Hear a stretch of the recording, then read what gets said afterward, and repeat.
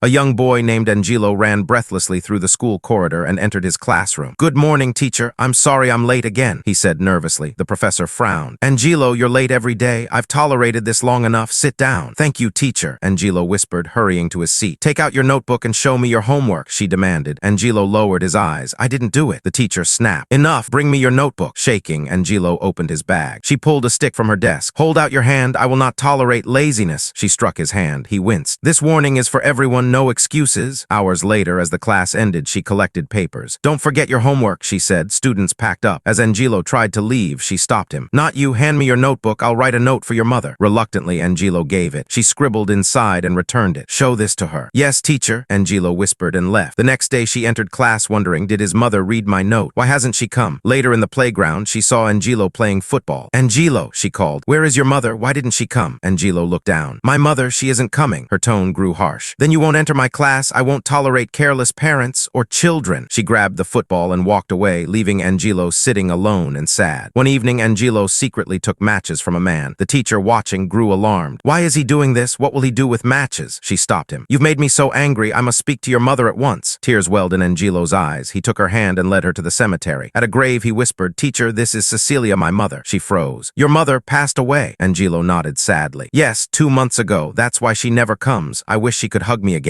I pray every day it's only a bad dream." He began to cry. The teacher knelt and embraced him. "Forgive me, Angelo, please forgive me." Later, Angelo took her to his modest home. "This is where I live," he said softly. A kind lady greeted them. "Good afternoon," Angelo hugged her. "Teacher, this is Cecilia." The lady smiled gently. "Nice to meet you." Then she told Angelo, "Go ask the neighbor for $1 and buy some bread for your teacher." Angelo left quickly. Meanwhile, the lady invited the teacher inside and served tea. "You must be worried about Angelo's mother," she said. The teacher sighed. "Yes, I just learned she passed away." The lady nodded. "They never had much, but she gave her best. His father, a greedy man who never cared. She raised Angelo with strength, but illness took her. Before dying, she asked me to care for him. Now you see why he comes late, why homework is undone." The teacher lowered her head in guilt. "I scolded him without knowing. His children who smile brightest often hide the deepest wounds." At that moment, Angelo returned with bread. "I'm back," he said cheerfully. The teacher smiled through her tears. "I want my students to succeed. I judged you unfairly, Angelo, but now I want to help you. I was never blessed with children of my own, but my students are my family. Remember, my home is always open for you." Angelo's eyes shone. "Thank you, teacher. I lost my mother, but now I feel like I've found two. True strength begins in childhood. Choose kind words and actions. Harshness may wound a soul forever."